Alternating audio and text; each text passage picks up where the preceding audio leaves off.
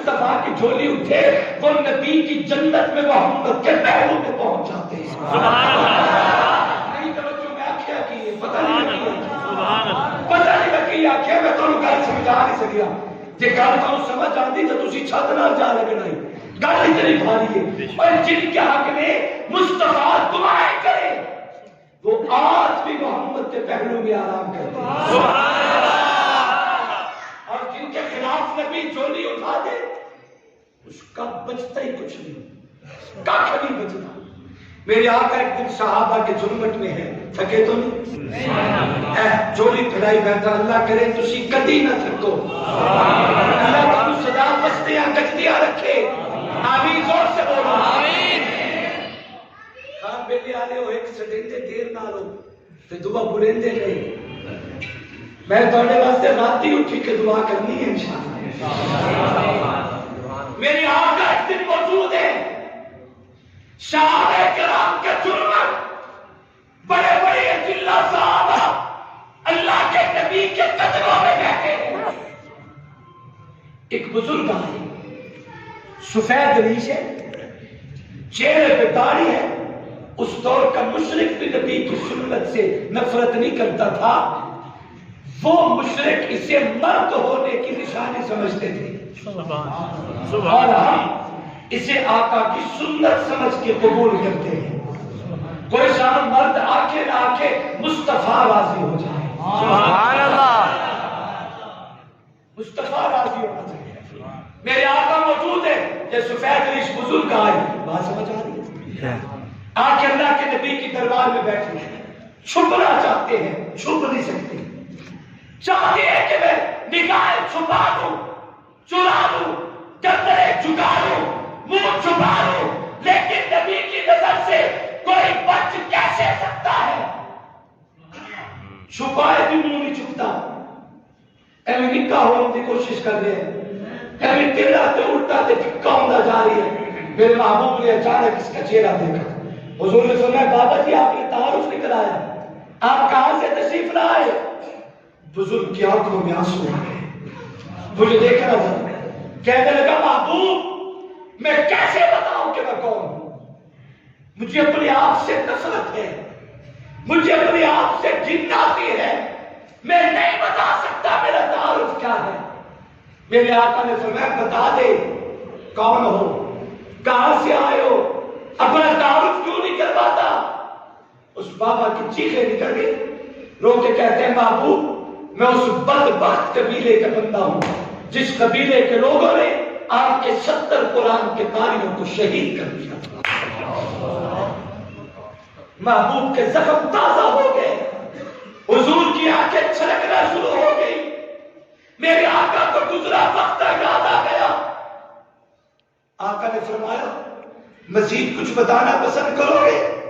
اس نے کہا محبوب ہم میرے قبیلے کے لوگ تھے جو آپ کی دربار میں آئے تھے اور آگے کہا تھا محبوب ہمارا پورا قبیلہ حضرات و خواتین مسلمان ہونا چاہتی ہے, آپ چن چن کے ہمارے پاس قرآن کے قاری بھیجو جو ہمیں کلمہ بھی پڑھائے, قرآن بھی سکھائے, نماز بھی پڑھائے, اللہ اللہ بھی سکھائے. میں قربان جاؤں. میرے آقا نے اپنے یاروں کو جمع کیا, چن چن کے محبوب نے 70 قرآن کے قاریوں کو ان کے ساتھ روانہ کیا.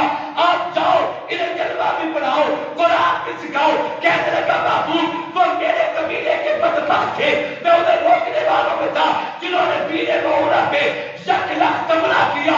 ایک شخص نے بھاگ کے جان بچائی, 69 قاری نبی کے بیرے مولا پہ شہید کر دیے. سبحان اللہ. محبوب کی آنکھوں میں آنسو جاری ہیں. صحابہ رو رہے تھے, اپنے ساتھیوں کی جدائی کا غم تازہ ہو گیا. یہ بزرگ کہتے ہیں محبوب میں بڑا بھاگتا رہا, لیکن جہاں بھی جاتا تھا اس نتیجے میں پہنچتا کہ تو نے آنا پھر بھی محمد کی دہلیز پہ ہے. سبحان اللہ. تیرا آخری ٹھکانہ پھر بھی رسول کے قدم ہے. آقا میں چھپتا چھپاتا آپ کی دربار میں آیا ہوں.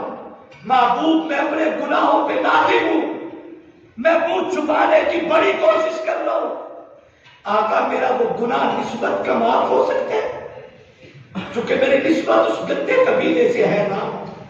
میرے محبوب نے جملہ کہا، فرمایا صدق کے دل سے رسول کا کلمہ پڑھ لو، اللہ تیری زندگی کے گناہوں پہ معافی کا قلم بھیج دے. سبحان اللہ. خوشی بھی آیا، جھوم کے کہتے ہیں محبوب اگر میرا گناہ معاف ہوتا ہے تو مجھے بھی کلمہ پڑھاؤ. حضور نے اسے کلمہ پڑھایا، اشہد ان لا الہ الا اللہ وحدہ لا شریک لہ واشہد ان محمدا عبدہ ورسولہ. حضور نے اسے کلمہ پڑھایا. جو یہ کلمہ مکمل ہوا، اگلے جملے پہ غور کرنا. عرض کرنے لگا محبوب مجھے ساتھیوں نے بتایا تھا تو سخیوں کے بادشاہ کے در پہ جانا. سبحان اللہ. سبحان اللہ. آقا کا قریب ہوں، میں کئی دنوں تک پیدل سفر کر کے آیا ہوں، میرے پاس سواری کوئی نہیں، مجھے کچھ سواری مل سکتی ہے؟ کوئی سواری تھوڑے کول کو بندہ آوے مرید ہونے واسطے. میں کل لیا دن کو بیان کر کے فارغ ہوا تو بہت سے خاندان آئے کہ حضرت ہمیں بیعت کر لیں، اپنے گھر لے گئے، وہاں بیعت کا سلسلہ ہوا. تو آپ کو کوئی کہے کہ سر پہلے تو اپنا بیعت کرو، مرید بناؤ، تے ہم نہ لگ کر سانو کوئی لکھ کر بیعت دے ہو جا، سارے کوئی سپورٹر کوئی نہیں، تے بال ونڈو فارغ دے شوق کی کرتا ہے. تو سی ہر سویا مرید چنگے چنگے ٹکرے. میرے محبوب کے صحابی کہتے ہیں جو نو مسلم صحابی، آقا میں سخیوں کے بادشاہ کے دہلیز پہ آیا بیٹھا ہوں، میں کئی دنوں کے پیدل سفر کر کے آیا ہوں، میرے پاس سواری کوئی نہیں. سویا میرے کو سواری مل سکتی ہے؟ سبحان اللہ. میرا نبی ایسا سخی ہے. یہ حاتم طائی کا نام سنا ہوگا شکیل بھائی. حاتم طائی بڑا سخی تھا، محبوب کے زمانے سے پہلے دور میں گزرا. اس کا بیٹا اور اس کی بیٹی رسول کے دربار میں آئے تھے، میرے آقا کے غلام ہوئے. یہ حاتم کی بیٹی تھی جو رسول کی دربار میں قید ہو کے لائی گئی. ہاتھ اور پاؤں جکڑے ہوئے ہیں، شرمندہ ہے، بال بکھرے ہوئے، بڑی تدابر بہادر دلاور شراور عورت نبی کی دربار میں کھڑی ہے. میرے محبوب نے صحابی سے پوچھا یہ بچی کون ہے؟ آقا حاتم طائی کی بیٹی ہے. حضور نے اپنے کندھے سے مزمل کی چادر اتاری، فرمایا بلال اس کے سر کو جا کے میری چادر سے ڈھانپ دو. صحابی کہنے لگے محبوب کافر کی بیٹی ہے. فرمایا محمد کی دربار میں آئی ہے. سبحان اللہ. آقا یہ کافر کی بیٹی ہے. فرمایا محمد کی دربار میں آئی ہے. ابا کے گھر میں رہے تب بھی ننگے سالوں نبی کی دربار میں آ جائے تب بھی ننگے سالوں. ایسا نہیں ہو سکتا. محمد کی رحمت والی چادر بچی کے سر پہ کرو. مجھے یقین ہے رحمت کی چادر کی برکت سے سینے میری بال اترتا. سبحان اللہ. شہید بچی ہے. آقا نے اس کا سر ڈھانپا. دو صحابہ سے فرمایا اس کا گھر کا حصہ چھوڑ آؤ. انہوں نے دو گھوڑوں کا انتظام کیا، ایک پہ دو صحابہ سوار ہوتے، ایک پہ بچی سوار ہوتی. کئی دنوں کا سفر، جنگل، بیابان، پہاڑ، صحرا، دن رات. کئی دنوں کے بعد جب گھر پہنچے جا کے دروازہ بجایا. بہن کا بھائی باہر نکلا. اس نے دیکھا میری کلی بہن نوجوان، دو نوجوان صحابہ. خیر ہی ہوگی. بہن کا ہاتھ پکڑا، شاید پہ لے گیا اور جا کے پوچھتا ہے بتا یہ میری دہلیز پہ کھڑے ہیں، اگر تو معاملہ ایسا ہے تو میں ان کا سر قلم کر دوں. تیرے ساتھ محمد کے غلاموں کا رویہ کیسا رہا؟ تو نے دن سفر کیا، رات سفر کیا، شہروں کا سفر، پہاڑوں کا سفر، تیرے ساتھ معاملہ محمد کے یاروں کا کیسا تھا؟ بہن نے بھائی کے منہ پہ ہاتھ رکھ کے کہا خبردار، میرے باپ جائے بھائی کی آنکھوں میں اتنا حیا نہیں ہے جتنا محمد کے صحابہ میں ہے. سبحان اللہ. تیرے بچوں کا کوئی نہیں جیڑی غیرت محمد کے صحابہ میں موجود ہے. یہ بچی ہے. ایک دن بیٹھی ہے یہ بچی اور سیدہ فاطمہ الزہرا میرے آقا کی سب سے چھوٹی چوتھی لاڈلی شہزادی بیٹی جسے محبوب نے جنتی عورتوں کی سردار کہا. یہ دونوں بیٹیاں بیٹھی ہیں. وہ حاتم کی بیٹی، یہ رسول کی بیٹی. نہ بولو کوئی ڈر. سبحان اللہ. میرا زور تو کوئی نہیں، میں لڑنا کوئی نہیں تو لینا. سبحان اللہ. وہ حاتم کی بیٹی، یہ سردار رسول کی بیٹی. اپنے اپنے ابا کا ذکر چل پڑا. حاتم کی بیٹی کہنے لگی میرا پیو بڑا سخی ہے، محل کے کئی دروازے، ایک بندہ ایک بوے تو آگے اتھو ہی مل گئے، وہ بوے تو چلا جائے اتھو ہی مل گئے، تیسرے پہ آ جائے وہاں سے بھی مل گئے، چوتھے پہ آ جائے 10 پہ چلا جائے، ہر دروازے سے دیا جاتا ہے. کہیں نہیں کہا جاتا وہاں سے تو لے کے آیا چلا جا یہاں نہیں ہے، ایسا نہیں ہوتا. حاتم کی بیٹی نے جب یہ جملے کہے تو خاتون جنت تڑپ اٹھی. فرمایا یہ بھی کوئی سخاوت ہے جو تو اپنے ابا کی بیان کر رہی ہے؟ سخی تو ہے محمد کریم زہرا کا بابا. اس نے کہا وہ کیسے؟ تو فرمایا میرے ابا کے محل کا ایک ہی دروازہ. سبحان اللہ، سبحان اللہ. میرے ابا کے محل کا ایک دروازہ، ایک دروازہ، ایک دروازہ. ایک ہی دروازہ. بی بی میرے باپ کے ایک ہی در پہ جو زندگی میں ایک مرتبہ آ جائے اسے اتنا کچھ دے دیا جاتا ہے کہ دوبارہ زندگی میں کسی غیر کے در پہ جانے کی نوبت نہیں. بی بی اگر تجھے یقین نہ آئے ابو بکر ایک ہی مرتبہ تو آیا تھا، قیامت تک کے لیے صدیق بنا دیا. عمر ایک ہی دفعہ تو آیا تھا، ہمیشہ کے لیے فاروق اعظم بنا دیا. عثمان ایک ہی دفعہ تو آیا تھا، ہمیشہ کے لیے ذوالنورین اور حیا کا امام بنا دیا. علی ایک ہی مرتبہ تو آیا تھا، ہمیشہ کے لیے شیر خدا بنا کے قیامت تک کے سرداروں کا امام بنا دیا. اتواری جنازہ میں دوبارہ کسی اور سے کرتے جامن کی نوبت نہیں لاتی. سبحان اللہ، سبحان اللہ.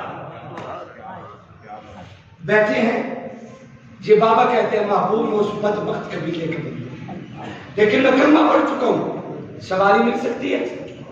ہائے ہائے. ایک صحابی اٹھے، حضور کی حالت تو پہچانتے تھے نا. صحابی کہنے لگے محبوب میں نے اپنے دل میں قیمتی اونٹ خریدا تھا، اس دور کی ایک سلائی جیتی آئی اور اس دور کی جی ایل آئی ویٹی آئی، یار اور کچھ نہ ہوئے تو اس دور دی ویگنار اگلے دن خریدا تھا. محبوب آپ کے صحابی نے بڑے مان سے بات کی ہے بھی نو مسلم صحابی، میں اپنا قیمتی اونٹ آپ کے نو مسلم صحابی کو ہدیہ کرتا ہوں. سبحان اللہ. ہدیہ کر دیا. اس کے بعد یہ صحابی کہتا ہے محبوب مجھے کھانا مل سکتا ہے؟ کھانا کھانا آنکھوں سے کھانا مل سکتا ہے؟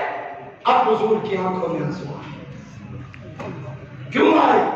قدموں میں اشرفیوں کا ڈھیر لگا ہوا، 4 دن سے پیٹ پر پتھر بتا ہے دوسروں کے واسطے شیب و فر و جوہر، اپنا یہ حال ہے کہ چولہا بجھا. اگر اپنے کلیجے کو تھام کے سنیں تو ایک واقعہ عرض کرتا ہوں. اگر جگر تھام کے سنیں تو کہیں تیرا کلیجہ منہ کو نہ آ جائے. بات ایسی ہے، شمل کے سنیں گے انشاءاللہ، سیرت تو نہیں جائیں گے. میرے محبوب نے حضرت سلمان فارسی کے ہاتھوں میں اس نو مسلم صحابی کا ہاتھ دیا.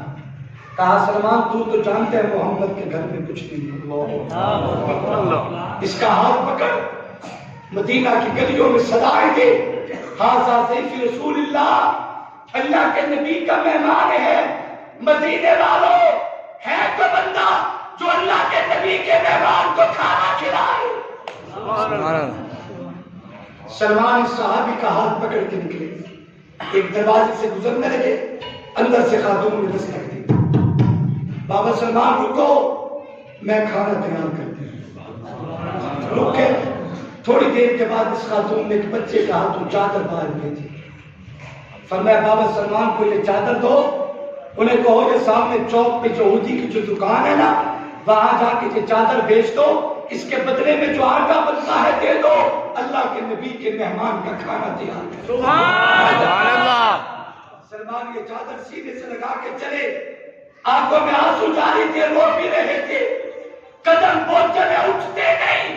یہ میں چادر کیسے جا کے بیچوں آٹے کے بدلے؟